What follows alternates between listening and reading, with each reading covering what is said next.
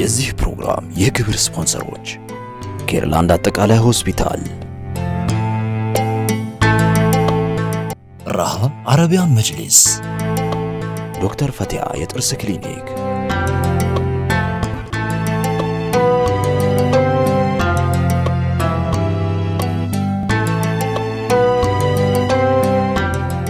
ልጆቹ ሰልመውበት ልጆቹን ለመመለስ ጥናት የጀመረው የዛሬው መንገደኛዬ እስልምና ደጅ ደርሷል። የትላንቱ ተሾመ ለገሰ፣ የዛሬው መንገደኛዬ መሐመድ ለገሰ። ዛሬ የምንመላለሰው በሱ የህይወት መንገድ ላይ ነው። የአላህ ሰላም ረህመትና አዝነት በሁላችሁም ላይ ይስፈን። ውድና የተከበራችሁ ተመልካቾቻችን ሰላምታችን በያላችሁበት ይድረሳችሁ። እንደምን ሰንብታችኋል? እንደምን ከርማችኋል? ሳምንታዊው የኔ መንገድ ፕሮግራማችን ተጀምሯል። አብራችሁን ስለምትሆኑ ደስ ይለናል፣ እናመሰግናችኋለን። 9282 ላይ ወይ ምን እያስቀደማችሁ እንደዚሁም 0937 11 68 99 ላይ ሐሳቦቻችሁን የላካችሁልን አብራችሁን ልትቆዩ እንጋብዛችኋለን። ከዛም ባለፈ በእናንተ ህይወት መንገድ እንድንመላለስ ወዳችሁና ፈቅዳችሁ ብትመጡ ይህን የሄዲያ ብርሃን ለሌሎች ብናንጸባርቅ ደስ ይለናል። የኔ መንገድ ፕሮግራምን አጋሩና ያበረቱልን ተቋማት አሉ። ኬርላንድ አጠቃላይ ሆስፒታል፣ እንደዚሁም ደግሞ ዶክተር ፈቲያ ስፔሻሊቲ ጥርስ ህክምና ክሊኒክ አጋሮቻችን ናቸው። እናመሰግናለን። እንደዚሁም ደግሞ በአለባበስ በኩል ሶፊ አባያ ሃውስ ቆንጆ አባያዎችን፣ ድሪያዎችና ቶቦችን ከፈለጋችሁ ቤተል ኤጄ ሞል ግራውንድ ላይ ማግኘት ትችላላችሁ። ዛሬ የምንመላለስበት የህይወት መንገድ አለ። መንገደኛዬን እጋብዛለሁ። ከሱ ጋር ቆይታ እናደርጋለን። እናንተም በያላችሁበት አሁንም ቆይታችሁን ከኛ ጋር አድርጉ እባክህ። አረፈል መሐመድ፣ በህይወት መንገድ እንድንመላለስ ፈቃደኛ ሆነ ስለመጣህ እጅግ አድርጌ አመሰግናለሁ። እንኳን ደህና መጣ። እንኳን ደህና ቆያችሁኝ። እንዴት ነህ? ደህና አልሐምዱሊላህ። እንደው ድንገት መጣህበት የቀረኸው ህይወት እንዴት እያደረገህ ነው? ጥሩ ነው። የእስልምና ህይወት ደስ ይላል። ምኑ ደስ አለ? ሁሉ ነገሩ ደስ ይላል። እረፍት ይሰጣል፣ ሰላም ይሰጣል፣ መባዘን የለም። ደስ ይላል። ትላንትና ተሾመ ለገሰ ነበርክ፣ ዛሬ መሐመድ ለገሰ ሆነሃል። ትንሽ ተሾመን ብንተዋወቀው ደስ ይለኛል። ሃይማኖት አልባ ሆነ የኖርክባቸው ሃይማኖት የቀያየርክባቸው ጊዜያቶች ነበሩ። ብዙ የህይወት መንገዶች አሉ። የትላንትናው ማንነትህን የተወሰነ እናንሳና ዛሬ መጡ ደግሞ አዲስ የህይወት መንገዶችን እናወራለን። ስለዚህ ከትላንትናው ካንተ የህይወት መንገድ እንጀምር። የቤተሰቦች ሃይማኖት፣ ያንተስ ሃይማኖት ምን ነበረ? ከሱ እናንሳና ደግሞ ቀጣይ እንቀጥላለን። እኔ ቤተሰቦቼ ዋቄፈታ ነበሩ፣ የተወለድኩበት ቤተሰብ ማለትና ከዛ የገጠር ልጅ ነኝና ከዛ ጨርሼ ትምህርት ሃይ ስኩል ከተማ ስገባ የከተማ ሰዎች ቤተክርስቲያን ይመላለሳሉ ነጠላ እየለበሱ እና እነሱን ስናይ ለምንድን ነው እኛ ቤተክርስቲያን የማንሄደው? ለምንድን ነው እነሱ ስለሰለጠኑ ነው አይደለ ነጠላ እየለበሱ የሚሄዱት፣ እኛ ደግሞ የማንሄደው ከገጠር ስለመጣን ነው አይደለ? ስለዚህ እኛም ቤተክርስቲያን መሄድ አለብን ብለን ቤተክርስቲያን መሄድ ጀመርን ማለት ነው የገጠር ልጆች።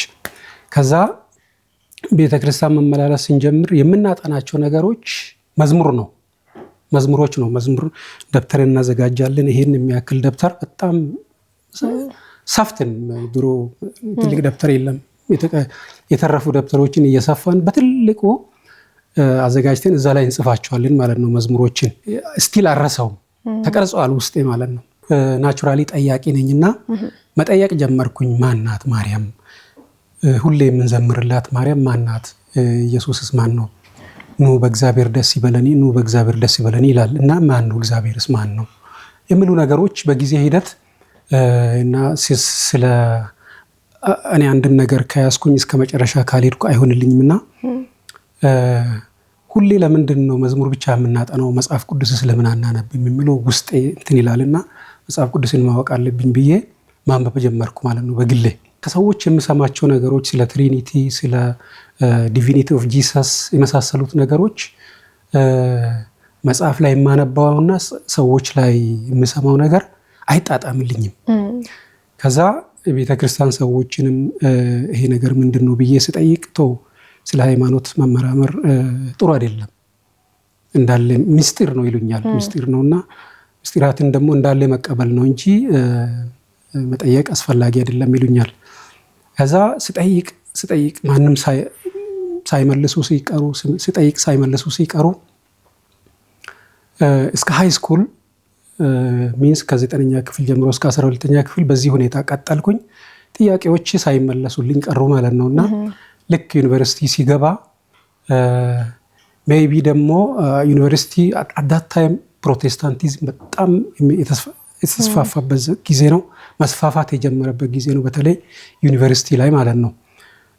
ከዩኒቨርሲቲ ነው መስፋፋት የጀመሩት። ቢኮዝ ዩኒቨርሲቲ ስቱደንትስ ወደ ቤታቸው ሲሄዱ አትሊስት ቤተሰቦቻቸውን ይቀይራሉ የሚል ስትራቴጂ ይዘው ዩኒቨርሲቲ ላይ ተማሪዎችን ነበር የያዙትና እዛ በጣም ሆት ነበር ዩኒቨርሲቲ ውስጥና ከዛ እዛ ጥያቄ አጥቻለሁ። ጥያቄ ሳይመለስልኝ ቀርቷል። እዚህ ደግሞ ሊመለስልኝ ይችላል ብዬ ደግሞ ፕሮቴስታንትን ጀመርኩ ማለት ነው። እነሱ ጋር ጀመርኩ። እነሱ አትሊስት መጽሐፍን በማንበብ ይሻላሉ፣ በማስተማርም ይሻላሉ። ለነሱ በሚመች ለዶክትሪናቸው የሚመቹ የመጽሐፍ ቅዱስ ጥቅሶችን እየለቀሙ ሞጁል ያዘጋጁና በዛ መሰረት ያሰለጥንሻል። የደህንነት ትምህርት የሚባል አለ። እሱን በደንብ ተምሬ ግራጁዌት አድርጌ ተመረኩኝ ማለት ነው። ከዛ በኋላ ነው መጽሐፍ ቅዱስን በፊት ብዙም ግልጽ አይሆንልኝም ነበር፣ ግልጽ ሊሆንልኝ የጀመረው ማለት ነው። አሁን ከዚህ በኋላ ነገሮች ለመመራመርም ኢዚ ሆኑልኝ ማለት ነውና ነገር ግን እነሱ ጋርም ይሄ ነገር የተሻለ ፖይንት ሆኖ እንዳለ አሁንም በተለይ ስላሴ ጋር በተገናኘ ወይም ደግሞ የኢየሱስ አምላክነት ላይ ጥያቄዎች ነበሩ። እዛም አልተመለሰልኝም፣ እዚህም አልተመለሰልኝም። እኔ መጠየቄን ቀጠልኩኝ። ግን መልስ ላይ ምንም የማገኘው መልስ አጥጋቢ አይደለምና 4 ዓመታት በዚህ ሁኔታ ጨረስኩኝ ማለት ነው ዩኒቨርሲቲ ላይፌን። ከዛ ከዩኒቨርሲቲ ሲወጣ ይሄ ነገር ምንድነው? መጽሐፍ ቅዱስ አይመልስ፣ ሰዎች አይመልሱ፣ ምንድነው እንደዚህ ግራ የተጋባ ነገር ብዬ ሁሌ ራሴን እጠይቃለሁና እንደውም ለምን እንደዚሁ ብኖርስ የሚል ጥያቄ ውስጥ የመጣ ማለት ነው። ሃይማኖት አልባ ሆነ። ሃይማኖትን ትቼ ዝም ብዬ ብኖርስ ከዚህ ሁሉ ግራ መጋባት እንደዚሁ መኖር አይሻልም ወይ የሚል ውስጥ የመጣ ማለት ነው። ልክ ከዩኒቨርሲቲ ሲወጣ ሁሉንም እርግፍ አድርጌ ተወኳቸው። ነገር ግን ኦልዌይስ የሆነ ኃይል እንዳለ ግን ውስጤ ያምናል። ምን ያህል ጊዜ ኖርክ ሃይማኖት አልባ ሆነ? ከዩኒቨርሲቲ ወጥቼ 1-2 ዓመት አካባቢ እንደኖርኩኝ በኋላ ጆሆቫ ዊትነስ የሚባሉ ደግሞ በየመንገዱ እየዞሩ እንትን ይላሉ፣ ይሰብካሉና እነሱ ደግሞ መንገድ ላይ መጡብኝ። እኔ ሁሉንም ነገር ለማወቅ ጉጉት አለኝና ሰዎች ዝም ብሎ በጭፍን ነው ብዬ ኢግኖር አላረግም፣ ማወቅ ፈልጋለሁና ትራክት ንስጥ ወይ ሲሉኝ ጊዜ እሺ ብዬ ተቀበልኳቸው። አነበብኩኝ። ተቀጣጥርን ለምን አናየውም፣ ለምን መጽሐፍ ቅዱስን አንመረምርም የሚል ጥያቄ ያቀረቡልኝ። እሺ ብዬ ከነሱ ጋር ደግሞ መጽሐፍ ቅዱስን ዝም ብዬ መመርመር ጀመርኩኝ ማለት ነው። እነሱ ጋር እያጠናሁኝ ቆየሁኝ ማለት ነው። ነገር ግን ፋይናሊ እነሱም የሚሉት ነገር ገነት እዚሁ ምድር ላይ ናት፣ ሌላ ገነት የለም ምናምን ይሉሻል። ለእኔም ብዙ መልስ አልሰጠኝም። ፋይናሊ ሁሉንም ነገር ትቼ ደግሞ ኖርኩኝ። ወደ 10 ዓመት አካባቢ ዝም ብዬ መኖር ጀመርኩኝ። ያለ ሃይማኖት እንደዚህ መኖር ጀመርኩኝ። ግን የምታመሰግነውና የምታናግረው አምላክ ነበር? ምንም የለም። ዝም ብዬ ነው የምኖረው 10 ዓመት ሙሉ። 10 ዓመት ያለ ሃይማኖት ያለ አምልኮ ይከብዳል። እኔ ግን እንደዛ ነበር የኖርኩት። እንዴት አለፈ 10 ዓመት? እናውራው እስኪ እሱን። ሶ ሃርድ ነገሮች ቀላል አልነበሩም። ፒስፉል አልነበረም፣ መረጋጋት አልነበረም። እንደዛ ነው። ከእምነት እምነት መቀየር፣ ደግሞ ሃይማኖት አልባ መሆን፣ ደግሞ አምላክ የለም ብሎ መካድ፣ ደግሞ አምላክ አለ ብሎ ደግሞ ወደ አንዱ ሃይማኖት መጠጋት፣ እንደዚህ ያሉ ህይወቶች ረጅም ዓመታትን አሳልፈዋቸዋል። ምን ስለምትፈልግ ነው እንደዚህ ያለ ህይወት የምታሳልፈው የነበረው? ምን እየፈለክ ነው መሀል ላይ? እኔ እውነትን ፍለጋ ነው። ያ እውነት ምንድን ነው? ትክክለኛ ሃይማኖት፣ ትክክለኛ አምላክ የቱ ጋር ነው ያለው የሚለውን ለመፈለግ ነው። እኔ አንድን ነገር እንትኑን ዋናውን ነገር ካላገኘው በሰዎች የቤተሰቦች ሃይማኖት የእናቴ የአባቴ የሚለው ነገር ለኔ አይሰራም። ትክክለኛውን ነገር ፈልጌ እስካላገኘው ድረስ የባህሌን ወይ ደግሞ የቤተሰቤን የሚለው ነገር ለኔ አይሰራም እና እሱን ፍለጋ ነው ስቃይር የነበረው። ስፈልግ ሳጣ ነው እዚህ ድረስ የመጣሁት። ለ10 ዓመታት ግን ያ የምትፈልገውን እውነተኛ አምላክ ያ የምትፈልገውን እውነት ባለማግኘት ከሁሉም ራስን ነፃ አድርገህ ግን ደግሞ ሰላማዊ ያልሆነ ህይወትን በምትኖርበት ሰዓት ስለ እስልምና ምንም የምታውቀው ነገር የለም ነው? እስልምና ሃይማኖት የሚባልስ እንዳለ አታውቅም ነው ወይስ ለምንድን ነው ሌሎቹን ስትፈትሻቸው እስልምናን ማየት ያልቻልከው? ስለ እስልምና ብዙ ዲቴል አላውቅም፣ ግን ስላይትሊ አውቀዋለሁ። ስፔሻሊ የዶክተር ዛኪርን ቻናል እከታተል ነበረ። ፒስ ቲቪ በጣም እወደዋለሁ። የምወደው ቻናል ነው። ሶሉሽን ፎር ሂውማኒቲ በተለይ አድቨርታይዚንጉ ይመቸኛል እና እሱን እከታተል ነበረ። ነገር ግን ለእስልምና ያለኝ ጥላቻ ጥግ የለውም፣ እንትን የለውም፣ ወደር የለውም። ቢኮዝ ናቹራሊ እስልምና ማለት የሆነ አምባገነን፣ ገዳይ፣ አራጅ እንደዛ ያስተማረኝ ሰው የለም። ግን ከየት እንደመጣ የማላውቀው ውስጤ እንደዛ ፊሊንግ ነበረኝና አላሰብኩም ጭራሽ ስለ እስልምና ማለት ነው። ውስጤም የለም እስልምና የመሆን ማለት ነው። ነገር ግን እንደ ቻናል ወይ ደግሞ እንደ ግለሰብ ዶክተር ዛኪርን እና ፒስ ቲቪን በጣም ወዳቸዋለሁ፣ እከታተል ነበር። የሚያነሳቸው ነገሮች ሎጂካል ናቸውና ያሳምኑኛል። ነገር ግን እንዲሁ በጭፍን ስለምጠላው ሃይማኖቱን ወደዛ ለማየት አልታየኝም። በቃ ጭራሽ አላሰብኩትም እንጂ አክቲቭ የሆነ የፕሪቸር ወይ ደግሞ አስፋፊ ቢኖር ኖሮ የዛሬ 10 ዓመት ነበር እኔ ሙስሊም የምሆነው። እንደ ሌሎቹ ሃይማኖቶች እስልምና እንትን ላይ ዳዋ ላይ በጣም ጠንክሮ የሚሰራ ሃይማኖት ቢሆን ኖሮ ያኔ ነበር የምሆነው። ነገር ግን ያን ኦፖርቹኒቲ ማግኘት አልቻልኩም። ዶክተር ዛኪርንም ፒስ ቲቪንም እየወደድኩት፣ ነገር ግን እስልምናን ስለምጠላ ወደዚህ የመምጣት እድል አላገኘው። ሱብሃንአላህ፣ በጣም ነው የሚገርመው። እውነት እያየኸው እየሰማኸው እያሳመነህ ቢሆንም ግን ልብህን መቀበል ግን አልቻለም ነበር። በዛ ምክንያት ነው ረጅም ጊዜ ተቀምጠህ የነበረው። እንደው አንድ ሰው ለምሳሌ የሆነ እምነትን ያያል፣ እውነትን ሊፈልግ ነው፣ የሆነ ነገር አምላክን ሊፈልግ ነው። እንደው ጨርሶ ግን 8 ዓመት ሙሉ በቃ አምላክ የሚባል ነገር የለም ምንም የለም ብሎ መቀመጥ ቀላል ነው? ልብስ የሚሆን የሚፈልገው ነገር አይኖርም እንዴ? ለምሳሌ እኮ ልክ ህመም ሲሰማ ድካም ሲሰማ የሆነ እኮ ልብህን አምላክ ይላልከው አካል ጠጋ አድርገህ ስታናገር የሚሰማህ ረፍት አለ አይደለ? ያን ነገር ልብህ አይፈልገውም ነበር? ለምሳሌ ማመስገን፣ ጥያቄ መጠየቅ። እኔ በቃ እንትን የለም ፈጣሪ የለም በሚለው ውስጤን ስለደመደምኩኝ ፈጣሪ ቢኖር ኖሮ ይሄ አይሆንም ነበር፣ ፈጣሪ ቢኖር ኖሮ እንደዚህ አይሆንም ነበር የሚሉ ነገሮች ውስጤን ስላሳመኑኝ ብዙም ፊሊንግ አልነበረኝ። ደንድነህ የኖርከው እስልምና እንዳታይ የጋረደህ አንድ መጋረጃ ነበረ፣ ልብ ውስጥ ያለው ጥላቻ። ታዲያ ያንን ጥላቻ እንደዚህ ገፎ ዛሬ እስልምና እንድትኖር ያደረገህ አጋጣሚ እንዴት ያለ ነው? እስኪ እሱን እናውራ።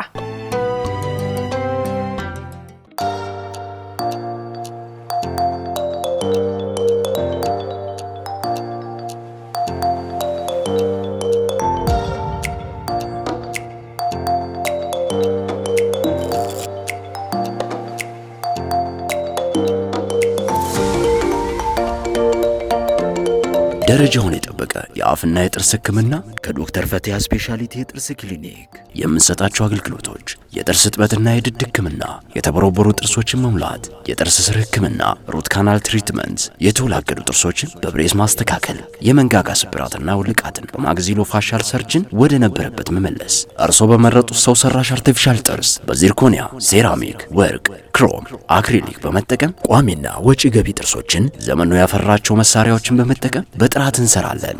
መታከም የማይችሉ ጥርሶችን መንቀል፣ በተለይ ለህፃናትና እናቶች በስፔሻሊስት ሐኪሞች ልዩ የህክምና ክትትል እንሰጣለን። ለድርጅቶችና ተቋማት የዱቤ ህክምና አገልግሎት መስጠት መጀመራችንን ለደንበኞቻችን እንገልጻለን። የአፍና የአፍ ውስጥ ችግር ሲገጥመው ሳያመነቱ እኛ ጋር ይምጡ፣ ፈጣን መፍትሄ እንሰጣለን። አድራሻችን ሰፈረ ሰላም ኢትዮ ጠቢብ ሆስፒታል አጠገብ በ0911 04 2987 ወይም 0911 22 437 ላይ ደውሉ። ፈገግታው ስጦታ ነው። ለቤተሰቡ የአፍና ጥርስ ህክምና ዶክተር ፈቲያ ስፔሻሊቲ የጥርስ ክሊኒክ። ዘመኑ የሩጫ ነው።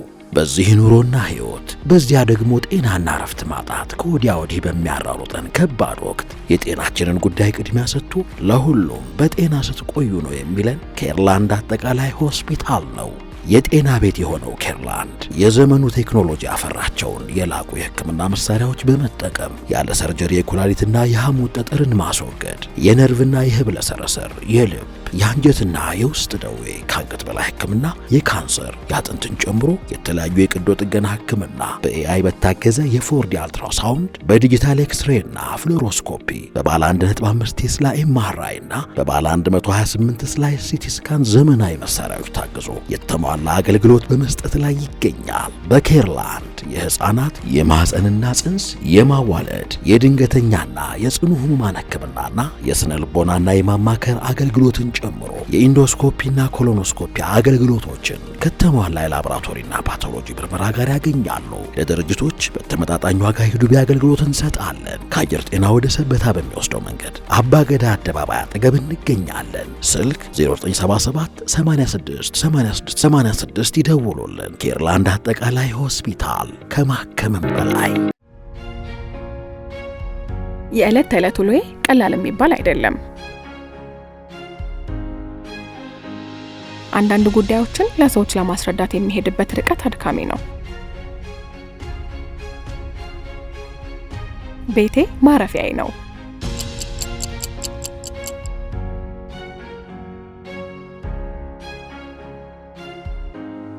ምቾት አጋጣሚ አይደለም፣ ምርጫ እንጂ።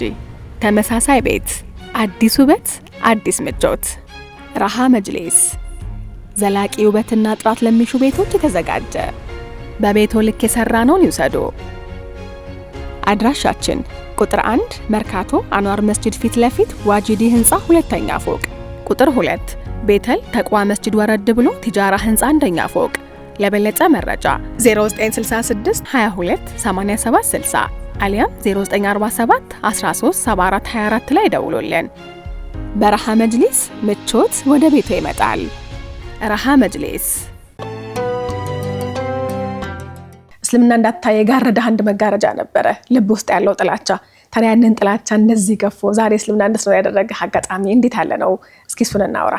ባለቤቴ ኦርቶዶክስ ናት። የመጀመሪያ ልጄም እንደዚሁ እሷን ተከትላ፣ ልጆቼ በሙሉ እሷን ተከትለው ነው እንትን ያሉት። ትዳር ላይ ኑረክ ይሄ የሃይማኖት እነሱ ያመልካሉ፣ አንተ አምላክ የለም ነው የምትለው? yes አውርታችሁ አታውቁም? ቤት ውስጥ ስለ እምነት አናወራም። ቤተክርስቲያን አትሄድም እንደ አንተ ከኛ ጋር ይሉኛል። እናንተ ሂዱ እላቸዋለሁ። እሺ እንቀጥል። እና ከዛ የመጀመሪያ ልጄ እንግዲህ ጓደኞቿ ሙስሊም መሆናቸው ተጽዕኖ አድርጎባቸዋል። አንድ ሁለተኛ የኔ ደግሞ ለሃይማኖት ያለኝን አመለካከት ፊል ታረጋለች፣ ታያለች፣ ትሰማለች። አባታችን ለምንድን ነው ሃይማኖቶችን የሚሸሸው ለምንድን ነው የሚል ነገር ውስጧ ያድራል። ያ ሁሉ ተጽዕኖ አድርጎባት ይመስለኛል ጥናት ትጀምራለች መሰለኝ። አሁን ስጠይቃት ምንድን ነው ያለችኝ? የሆነ ጊዜ አንድ ሙስሊም ጓደኛዬ መጽሐፍ ሰጠችኝ። መጽሐፉን ሳየው አገላብጬ ሳየው ኢየሱስ አምላክ ነውኒ የሚል ጥያቄ ይጠይቃል አለችኝ። እና መልስ አለው ወይ ስላት ጊዜ አይ መልስ የለውም ጥያቄ ብቻ ይጠይቃል አለች። ከዛስ ምን አረግሽ ስላት ጊዜ ከዛ ለዚህ ጥያቄ መመርመር ጀመርኩኝ። ሌላ ደግሞ ሁለተኛ ደግሞ ቤት ውስጥ ኮምፒውተር ነበረ፣ ዋይፋይም ነበረ። ዝም ብላ እንትን እያገላበጠች ዩቲዩብ ያጋጥማትና አንዲት ሰለምቴ ታጋጥማታለች። እሷን በሚንበር ቲቪ አይደለም በሌላ ቻናል የሷን ሂዳያ ስትናገር ሰምታ ጀስት ታሪኩ ስለመሰጠኝ ብቻ አየሁኝ አለች። ሃይማኖቱን አልወደውም ግን ታሪኩ ስለመሰጠኝ ብቻ እስከ መጨረሻ አየሁኝ አለች የልጅቷ ታሪክ። ከዛ ሌላም ደገምኩና አየሁኝ አለች። እሱን ጨርሳ ታሪኩ ተመችቷት ማለት ነው። ከዛ ያ ነገር ውስጧን እየሰረሰረ መጣ እሷን ማለት ነው። እና በዛ ምክንያት ማጥናት ትጀምራለች። እንደገና ደግሞ ሌላ መጽሐፍም ደግሞ ጓደኛ ሰጠቻት የሚነበብ አጠር ያለ መጽሐፍ፣ ርዕሱን አሁን የማታስታውስ ሰጥቷት እሱን አነበበች። ከዛ በኋላ በቃ በሙሉ ጥያቄ ተፈጠረብኝ አለች። ሲፈጥርብኝ ጊዜ መጽሐፍ ቅዱስን ማንበብ ጀመርኩኝ አለች። ከዛ እሷ ለካ ኦሬዲ ጨርሳለች የዛሬ 1 ዓመት በፊት ማለት ነው። ሃይማኖቱን ጥናቱን ምናምን ጨርሳ መወሰን አቅቷታል ለመስለም ማለት ነው። ልጅቷ ለካ እኛ ሳንሰማ ጥናቱን ጨርሳለች ስለ ሃይማኖቱ። በቃ ያን መጽሐፍ ስታነብ ይሄን ኢንፎርሜሽን ስታገኝ ትክክለኛ ሃይማኖት ሙስሊም መሆኑን ተረዳች፣ አንደርስታንድ አደረገች። እና ግን እኛን ለማሳወቅ ፈራች። አሁን እቺ ልጅ ስናያት ዝም ብላ ታዝናለች። እንዴ ልጅቷ ምንድነው የሆነችው እያለ ግራ የሚገባ ጸባይ ማሳየት ጀመረች። ታዝናለች። ወክም ወስደን ስናዝናናት ዝም ብላ መጫወት ሳይሆን መቆዘም ነገር እንደዚህ አይነት ፊሊንግ እንትን ማሳየት ጀመረች። መጨረሻ ላይ አንድ ቀን ለጋር ወክ እያደረግን አባዬ ያለችኝ አቤት እኔ 18 ዓመት ሲሆነኝ የራሴን ሃይማኖት መምረጥ እችላለሁ አይደል አለችኝ። እኔ ዛን ጊዜ ለሃይማኖት ወይ እንደ ሌሎች ኦርቶዶክስ አክራሪ ወይ ምናምን ቢሆን ኖሮ አይቻልም ነበር ይምላት። ነገር ግን ሊበራል ስለሆንኩኝ ይቻላል፣ ግን ከሆንሽም መሆን የምችው ጆቫ ዊትነስ ነው አልኳት። የዛን ጊዜ ፌቨር አረጋቸዋለሁ እነሱን አልሆንኩም፣ ግን ካሉት ሃይማኖቶች ኮንክሪት የሆነ አይዲያ የሚያቀርቡት እነሱ ናቸው ብዬ ስለማስብ ከሆንሽም እነሱን ነው ጆቫ ዊትነስ ነው የምትሆኚው፣ መሆን ትችያለሽ፣ ግን የምትሆኚው እሱን ነው አልኳት። አንተ እነሱን ስለምትወድ ነው አለች እና ሳቅ አለች እና በዚሁ ተለያየን። ከዚህ በላይ አላወራንም። እኔ ብዙም እንትን እንደማልጎዳት ስለምታቅ እናቷን ነው የፈራችው። እማዬ አለች አቤት ሻሃዳ ሊይዝ ነው አለቻት። እሷ ቀልድ መስሏታል፣ እናቷ ማለት ነው ቀልድ መስሏታል እና አላመነችም። እቺም ብላ ሄደች። ልጅቷ ሄዳ ሻሃዳ ይዛ መጣች። ማታ ስትመጣ መስገጃ ምናምን ይዛ መጣች። ደብቃ ነው ግን ማንም አላወቀም። ነገር ግን በጊዜ ሂደት ያው ስትሰግድ መስገጃ ምናምን ታወቀባት። ከዛ እሷ እንግዲህ አሁን ወደ ሻሃዳ ይዛ መጣች። እሷን መቅጣት ጀመርን። እሷን ለመመለስ ዘመቻ ጀመርን ማለት ነው። ጦርነት ተፈጠረ ቤት ውስጥ። ባለቤቴ በተለይ በጣም አክራሪ ስለሆነች በቃ እኔ ዛሬ ነው የሞትኩት አለች። እኔ ብዙም እንትን አይደለም፣ ግን ከሆንሽም ሌላ ሃይማኖት ነው እንጂ ለምን ሙስሊም ትሆኛለሽ ነው የኔ ቁጣ። የሷ ደግሞ ጭራሽ ከእምነቱ ጭራሽ እንዴት ከኦርቶዶክስ ትወጫለሽ? እኛን ገደልሽኝ፣ በዛ ላይ እኛን ሳታማክሪን፣ በዛ ላይ ደግሞ አራጅ ሃይማኖት። ጎረቤት ሁሉ መጣ፣ ሽምግልና ወጣ፣ ይቅርታ ብለሽ ተመለሽ አሏት። ሞቼ እገኛለሁ አለች ልጄ። እዛ እንደምንም አግባብቷት ይቅርታ በያሏት። ይቅርታ ጠየቀችኝ። ይቅርታ መጠየቋ አጥፍቻለሁ ይቅርታ አርጉልኝ ነው እንጂ ሃይማኖቱን ትቼ እመለሳለሁ ማለት አይደለም። እሷ እንዲሁ ላዩን ይቅርታ እሺ ብላ ትናለች። ሰዎች ግን የተመለሰች መስሏቸው ደስ ብሏቸዋል። ቀጠለች ልጄ። እዛ ገረፍናት፣ መከርናት። ልጅቷ ብትገረፍ ምንም ብትገረፍ ምን ብዙ ገረፍካት? አዎ ተገርፋለች። አላህ ይበለን እንጂ ያው ገርፊያታለሁ። ያ ሁሉ ተገርፎ ልጅቱ ሌላ ጊዜ ልምጭ ስታይ የምትሸና ልጅ ያ ሁሉ ስትገረፍ ምንም እንዴ ይሄን ያህል እንደዚህ ፍቅር በፍቅር የሚያደርግ ወይም ደግሞ እንደዚህ ያጠነከራት ሃይማኖት ምንድነው የሚል ለኔ ውስጥ ጥያቄ ፈጠረው ማለት ነው። ምክንያቱም ሌላ ጊዜ ገና ዱላ ስታይ ትፈራለች፣ ፈሪ ናት። ነገር ግን አሁን እዚህ ጋር በቃ ጸናች። ከዛ ሌሎቹ የሆነ ነገር ተደርጎባቸዋል አሉ። እኔ ደግሞ ተወኩትና እኔ ሌላ አማራጭ ብዬ ያዝኩት እነሱ ይዘን ጸበል እንውሰዳት የሚል ነገር ነበር ያሉት፣ ጎረቤቶች ማለት ነው። እንዳለ ወሰዷት። ምንም ልጅቷ ምንም ልትመለስ አልቻለችም። በቃ የራሳቸውን አስተያየት ሰጥቶ ጸበል አጥምቆ ምናምን ይመልሷታል። ልጄ ግን እዛው ናት። ኢሚዲየትሊ ያደረገችው ምንድነው? ተከታዩን እህቷን ማስተማር ነው። እሷን ማስተማር ቀጠለች። ልጅቷ ሁለተኛ ልጄ ማለት ነው። ከዛ ስትሰግድ አየናት። አንቺም ሰለምሽ? አዎ ሰለምኩ። ምን ሆናችሁ ነው እናንተ? አሁን እኔ እንግዲህ አልሰለምኩም ገና። ምን ሆናችሁ ነው? ምን ገብቶባችሁ ነው? በቃ አሁን ሌላ ጦርነት ተነሳ ቤት ውስጥ። ሰው ሁሉ ሸሸን፣ ጎረቤት ሁሉ ሸሸን። የነሱ ቤት አጋጣሚ እኛ አካባቢ ያሉት በሙሉ የነሱ ናቸው፣ ሌሎች ሃይማኖቶች ናቸው። ሰው ሁሉ ሸሸን፣ ቤታችን መምጣት አቆሙ።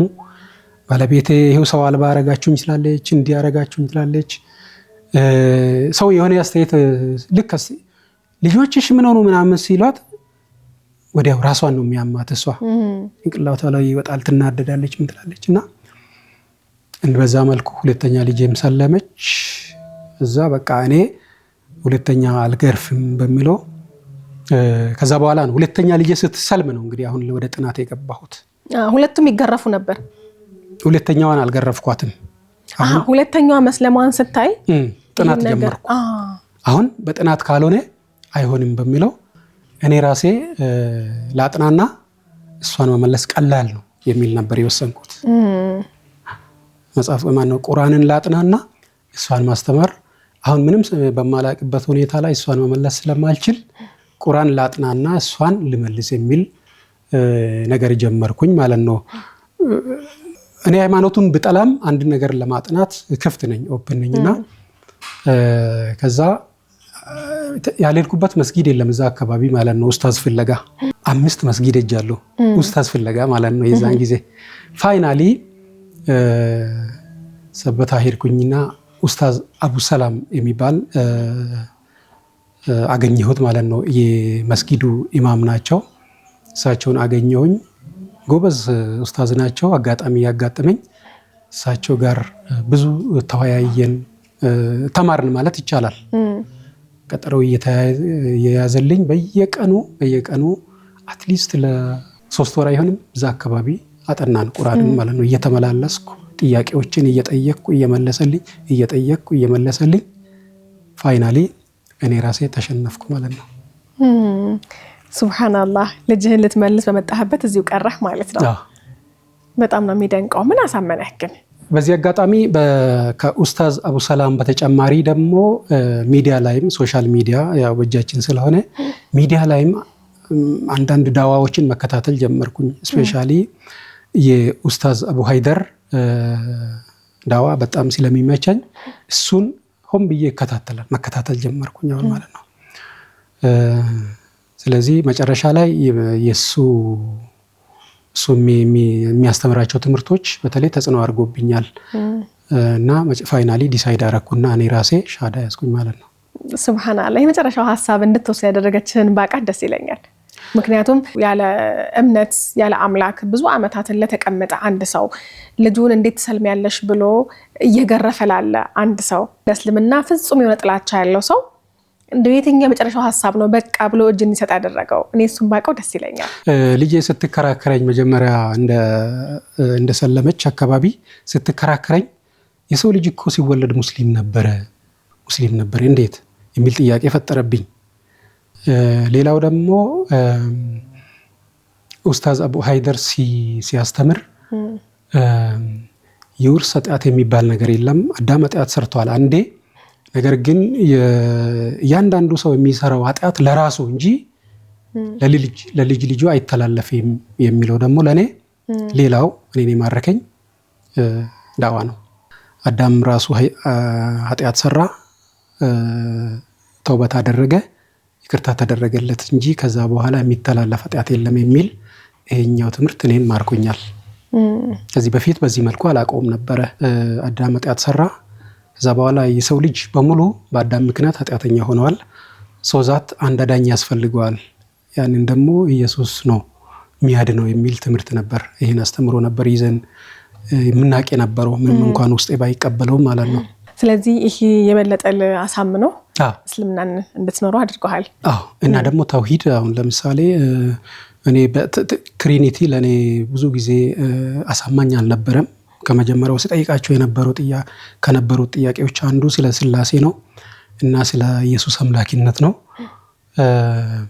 እነዚህ ተውሂድ ላይ የተሰጡ ትምህርቶች እኔን ስቦኛል ተመችቶኛል ማለት ነው የአምላክ አንድነት እና የኢየሱስ ነብይነት አምላክ አለመሆኑ ነብይ መሆኑ ከነቢያት አንዱ መሆኑ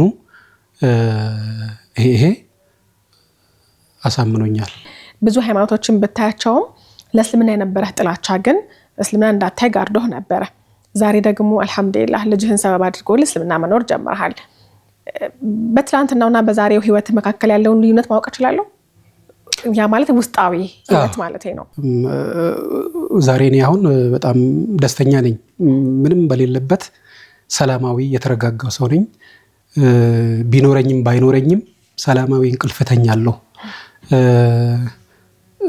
በፊት ኖሮሽም ሁሉ ነገር በተሟላበት ሁኔታ ራሱ መረጋጋት የለም፣ ሰላም የለም። አሁን ግን እኔ ለጥ ብዬ ነው ተኝቼ የማድረው። ምንም የለኝም፣ በሌለበት በባዶ ሰላማዊ ህይወት ነው ያለሁት ማለት ነው። ማሻአላህ። ስለ ድልድዩ እናውራ እስኪ።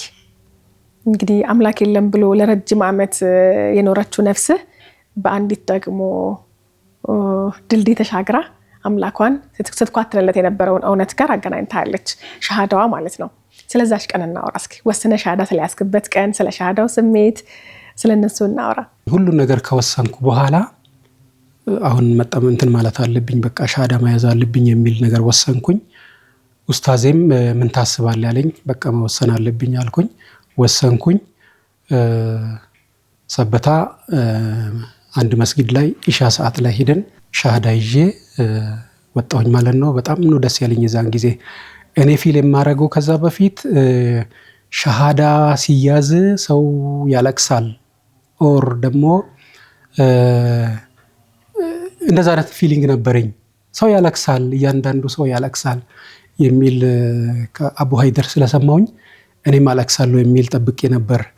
ነገር ግን አላለቀስኩኝ። ግን በጣም ደስ ብሎኝ የሆነ ሸክሜ ተራግፎልኝ ነው ቀለል ብሎኝ ወደ ቤት ሄድኩት ማለት ነው። ከዛ በፊት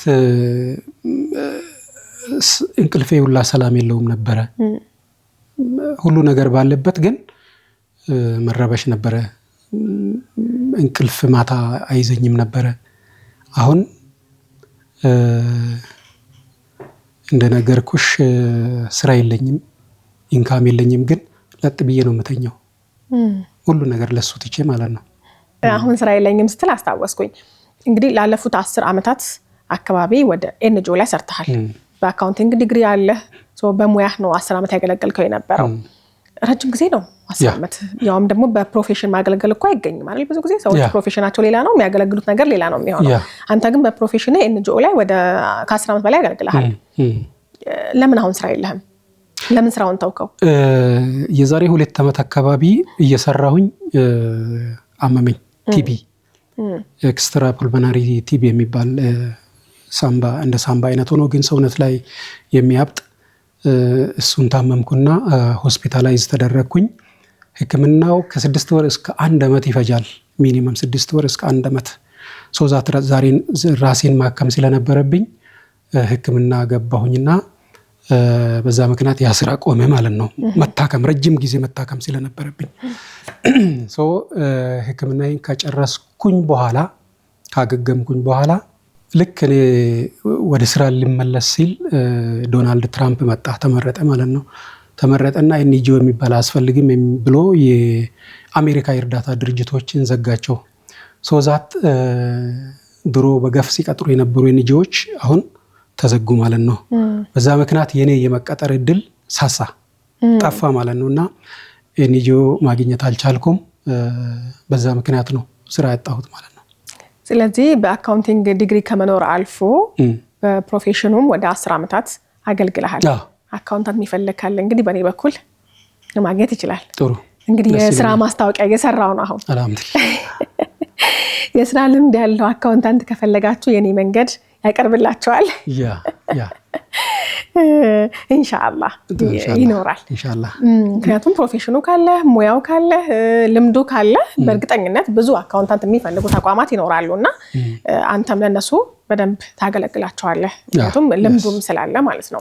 ኢንሻአላህ ይኖራል፣ እንጠብቃለን። ኢን አዲሽን ቱ ዛት ሚዲያ ላይም ደግሞ እንደዚሁ ላንጉዌጅ ነክ ነገሮች የሚዲያ ስራ ይመቸኛል ናቹራሊ። እኔ አካውንታንት ነኝ ግን እኛ አካባቢ የሚዲያ ሰው እንደዛ አይነት ነገር ይመቸኛል። የእንጀራ ጉዳይ ወደዛ ወሰደኝ እንጂ የሚዲያ ሰው ሆኜ ቢሆን ኖሮ ይሄን ጥሩ ነገር ሰራለሁ ብዬ አስባለሁና ስፔሻሊ አንቺ በምትሰሪበት ጊዜ በጣም ኢንተረስትድ ሆናለሁ። እኔ እንደሷ በዚህ አጋጣሚ ደግሞ ላደንቅሽ ወዳለሁ እና በጣም ይመስለኛል የአንቺ ስራ። ሹክራን፣ አመሰግናለሁ። ስለዚህ ወደ ጋዜጠኝነቱ ብትመጣም ወደዛ መስራት ደስ ይለኛል። ይሄ ፍላጎት ነው።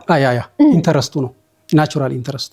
ስለዚህ ይሄንን ደግሞ ለኛ ቤት ነው የምናስተላልፈው በቴሌቪዥን በሁለንተናዊ ከፍታው በአንተ ደግሞ በእኛ ቀለም አንተን አካቶ ኢንሻአላህ ምና ይሆናል ኢንሻአላህ ስለዚህ ይሄኛው ሌላው በርግጥ ይሄ ሚዲያ አካባቢ ላይ ጋዜጠኝነት ላይ ይሄ ኪነ ጥበብ ላይ አርት አካባቢ ላይ ብዙ ጊዜ ከትምህርት ይልቅ ይሄ ውስጣዊ ፍላጎትና ተሰጥኦ ብዙ ጊዜ ጎልተው ይወጣሉ ይመስለኛል ከተሳሳትኩ እንግዲህ ባለሙያዎች ያርማሉ እና ኢንሻአላህ ስለዚህ በተሰጥኦህም በአቅምህም ያ ማለት በሙያ ማለት ነው በፕሮፌሽንህም በተሰጥኦህም በሁለቱም በአንዱ መንገድ እንገናኛለን ማለት ነው ኢንሻአላህ ወደ ልጅህ እንምጣ ልጅህ በራሷ መንገድ እስልምናን ተዋውቃ ሰልማ እስልምናን መኖር ስትጀምር ያው ደረሳችሁባት አንተ ጨራሽ እስልምና ውስጥ መኖር የለብሽም ባይሆን ሌላ እምነት ቀይሪ ነው ያንተ እንደ አባት ለመመለስ በደንብ ገርፈሃታል እናት ደግሞ እንዴት ያለሽበትን እምነት ጥለሽ ትወጫለሽ ነው ስለዚህ በእናትና በአባት መካከል ያለው የልጅን አቀጣጥ ራሱ ይለያየ ነበር ምክንያቶቻችሁ ማለት ነው እንግዲህ እሷ ለመመለስ የመጣው መንገድ ነው ዛሬ እስልምናን የሰጠህና ልጅህ መስለምህን ስትሰማ ስሜቷ እንዴት ነበረ እንዴት ነገርካት እንደሰለምክ የልጅህን እናውራ ከዛ ወጭ ደግሞ በልጇ መስለም ጥሩ ስሜት ያልተሰማት እናት ጨራሽ ደግሞ ባለቤቷ ደግሞ ሆነም ሲሰልም የነበረው ስሜት እንዴት ነው ቤታችሁ የተፈጠረ አዲስ ድባብ ይኖራል ብዬ አምናለሁኝና እዛ ጋር ያለው ድባብ ደግሞ ትንሽ እናነሳሳ ጥሩ የልጄን ፊሊንግ ስነግርሽ ልጄ በጣም ደስተኛ ነበረች አላመነችም ቢኮዝ እኔ ሻዳ ይዛሉ ብዬ ነግሬያት አይደለም እጄ ሻዳ ያስኩት አጥንቼ ራሴ ሁሉ ነገር ጨርሼ ከወሰንኩ በኋላ ነው ሻሃዳ ይዤ ቤት የገባሁት እንጂ ሻዳ ይዛሉ ብዬ ቀድሜ አልነገርኳትም ግን ጥናትህ ላይ ግን እሷ ምንም ነገር አታውቅም ነበር አታውቅም እኔ ማጣናው መስጊድ እየሄድኩ ነው ሌላ ውጪ ነው ማጣናው ቢኮዝ ገና እኔ ራሴ እርግጠኛ መሆን አለብኝ እንጂ በማልወደው ሃይማኖት ላይ እኔም እያጠናሁኝ ነው ማለት አልፈለኩም ራሴ ላጥናና እሷን ልመልስ ከዛ ሁሉ ነገር ካወቅኩ በኋላ እሷን ልመልስ የሚል ነበር ውስጥ የነበረውና ከዛ ሻዳ ይዤ መጥቼ ስነግራት ልጅቷ አለቀሰች በጣም ደስ ብሏት ማለት ነውና አላመነችም ደስ ብሏታል ነገር ግን ደግሞ በሌላ በኩል ደግሞ ወደ ባለቤቴ ስንመጣ ድሮም ጦርነት ነበር ሌላ ጦርነት ሆነ ሞስት ሰላም የለም ማለት ይቻላል ቤት ውስጥ ኮንፈርት አይሰማትም ሁሌ ጥል ነው ጦርነት ነው ትታመማለች ብቻ ቤት ውስጥ አስቸጋሪ ነገር ነው ያለው ሶፋር እስካሁን ማለት ነው ግን አንተ ያወቅከውን እውነት አንተ ለብዙ አመታት ስትኳትንለት የነበረውን አምላክህን ያንን የሐቅ መንገድ ለማስረዳት ለማሳወቅ አልሞከርክም በጣም ያወቁ ሰዎችን ማስረዳት ቀላል ነው ትንሽ ዕውቀት ያላቸው ሰዎችን ማለት ነው ምንም ደግሞ ስለ ሃይማኖቱ ብዙ ዕውቀት የሌላቸው ሰዎች አይሰሙሽም ተሻላ ቅድም እንደነገርኩሽ የኔ አይነት ጥላቻ ውስጧም ስላለ ፕላስ ደግሞ የአባቴንን የእናቴን የሚል ነገርም ስላለ ኦልሞስት እንደ ካልቸርም ስለያዙት አይሰሙም በቃ ሙስሊም መሆን መሞት ይመስላቸዋልና ጭራሽ መስማት አትፈልግም መስማትም አትፈልግም አባቷን ደግሞ ትወዳለች አባቷ አሁን በህይወት የሉም ኦርቶዶክስ ነበሩ አባቷን ስለምትወድ ሃይማኖቱንም እንደዛው ትወደዋለችና ከኔም ከሌላ ሰው መስማት አትፈልግም ስለ ሃይማኖቱ ስለ ሙስሊም መሆን እና በዛ ምክንያት ልክ ስለ ሃይማኖቱ ሳነሳላት ወይ ያማታል ወይ ሌላ ጦርነት ነው የሚነሳው እንግዲህ በትዳራችሁ መሃል ላይ ሁለት አይነት ህይወቶችን ያስተናገድክ ይመስለኛል አንደኛው ከእስልምና በፊት በነበረ ህይወት ላይ ውስጣዊ ሰላም የሌለበት ግን ደግሞ እንዲሁ አብረ ተቀላቅለ መስኖርበት የትዳር ህይወት ነበረ ያ ማለት ትዳርህ ሰላማዊ ነው ውስጥ ግን ሰላማዊ አይደለም አሁን ደግሞ ውስጥ በጣም ሰላማዊ ነው የሚታየው ደግሞ የትዳር ሁኔታ ደግሞ ሰላማዊ አይደለም እንግዲህ ሁለቱ በጣም የተለያዩ ነገሮች ናቸው ለአንተ ግን የትኛው ቀላል ነበር እንደ ሁለቱም ቀላል አይደሉም አንጻራዊ ሁለቱም ቀላል አይደሉም ይሄኛው ለኔ ያው ከፈጣሪ በላይ ምን ያስፈልጋል እኔ ፈጣሪን አገኘሁት አይደለ ህይወቴን አገኘው ማለት ነው ሶ እሷ በአንድ ቀን መምጣቷ አይቀርም ብዬ ተስፋ አረጋለሁ በልጆቼም ጫና ወይ በኔም ጫና ኦር ባይ ኤኒ ሚንስ መምጣቷ አይቀርም ብቻ የሆነ መፍትሄ ላይ እንደርሳለን ብዬ ስለማስብ እኔ ከዚህ ህይወት የማስበልጠው ሌላ ህይወት የለም። ብዙ ጊዜ ሰዎች ትዳር ሲኖራቸው እድሜያቸውም እንደው ገፋ ሲል ልጆችም ሲኖራቸው በእርግጥ ልጆች ስለሰለሙልህ ልጆች ሀሳብ አይሆኑብህም። ትዳር ሲኖራቸው እምነታቸውን በቀላሉ ቀይሮ ለመኖር ይቸገራሉ።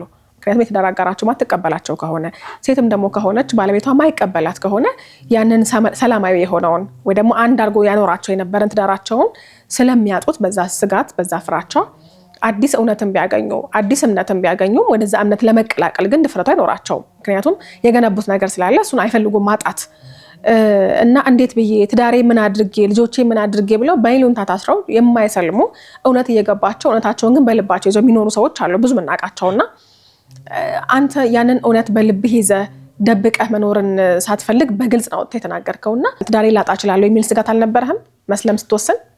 ነበረኝ፣ በጣም ነበረኝ። ነገር ግን ከህይወት የሚበልጥ ነገር ስለሌለ መወሰን ግድ ይላል ቢኮዝ ይሄ ህይወት ነው፣ መወሰን ግድ ይላል። ስለዚህ ወሰንኩኝ፣ የመጣ ይምጣ ብዬ። እንግዲህ ለብዙ አመታት የኳተንክለት እውነት አለ፣ ለብዙ አመታት የፈለግከው አንድ አምላክ አለ። እሱን ስታገኘው እንደው ልብህ ላይ ምን ታስተናግድ ነበር? የዛ ሰሞን ባቆ ደስ ይለኛል። አምላክ ቢኖርማ ይሄ ባልሆነ ነበር፣ አምላክ ቢኖርማ እንዲህ በሆነ ነበር የምትላቸው ነገሮች ነበሩ። ልክ ልብህ የፈጠራት አምላክ እንዳለ ነፍስህ ስታረጋግጥ ለካ አምላክ አለኝ ስትል የአምላክን ማመስገን ስትጀምር ከዛ አምላክ ጋር ደግሞ በሻለ ልክ ስትገናኝ የዛን ሰሞን ላይ አሁን ላይ ኦልሬዲ ኖረሃዋል ብዬ ነው።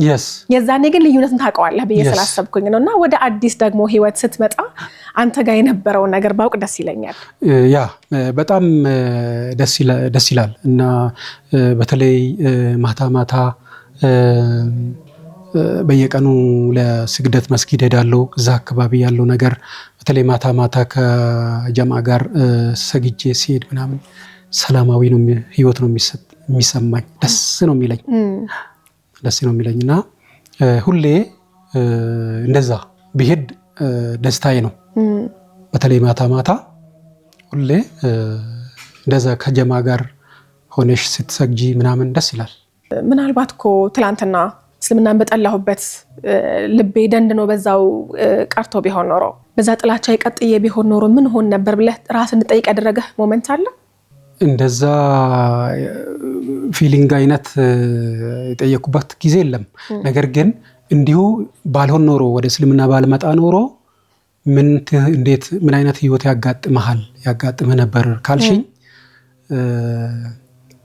እርግጠኛ ነኝ መጨረሻ ላይ የባከነ ህይወት ሶፋር የባከነ ህይወት ነበረኝ።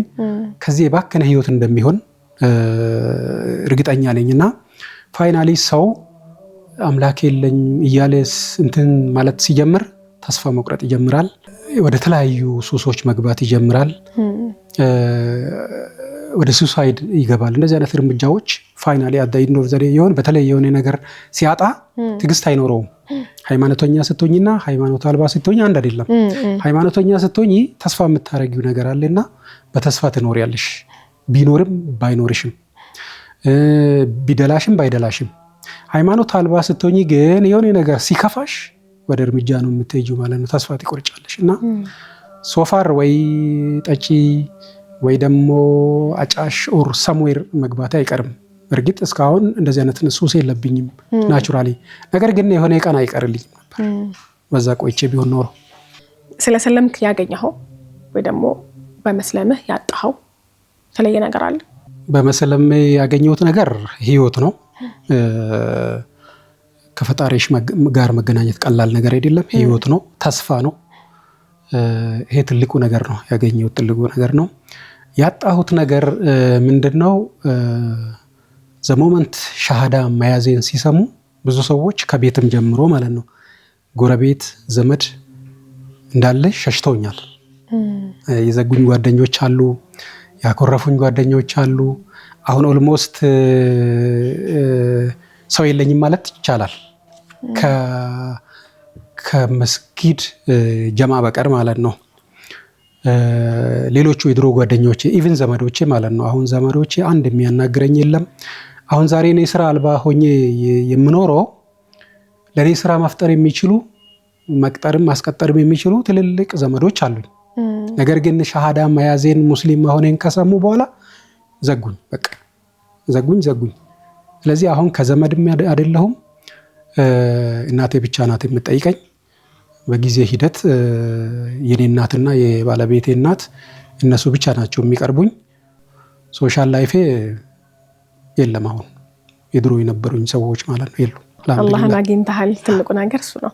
አልሐምዱሊላህ። ክላስ ሳልጠቅስልሽ ያለፍኩት ሌላ ምንድነው ልክ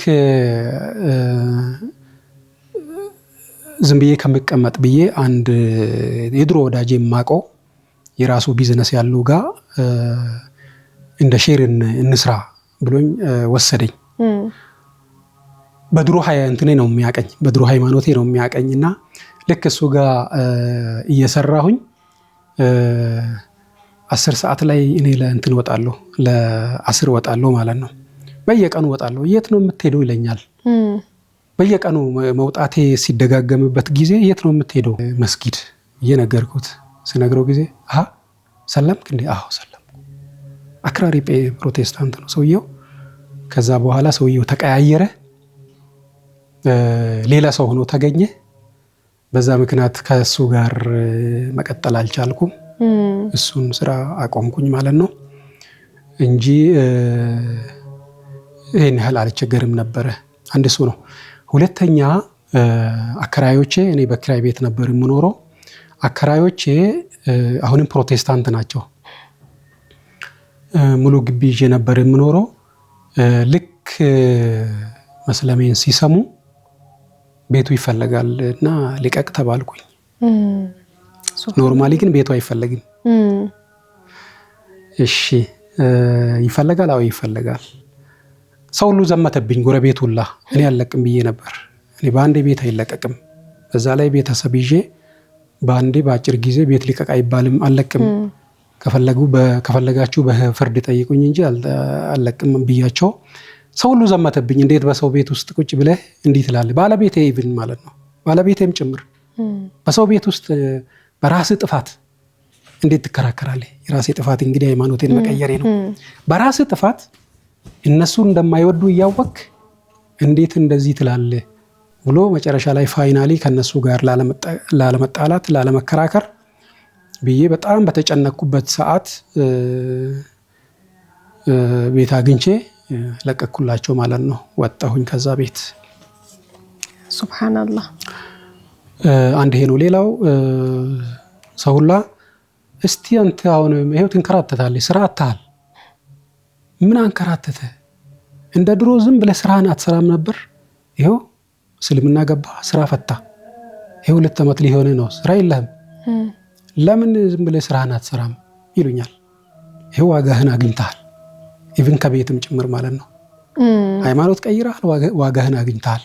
የተሻለ ክፍያ ያለው የተሻለ ስራ ነበረ ቀድመህ ብታጣውም፣ ግን ደግሞ አሁንም ደግሞ ስራ ያለ መሆን ከእስልምናው ጋር ተያያዘበት።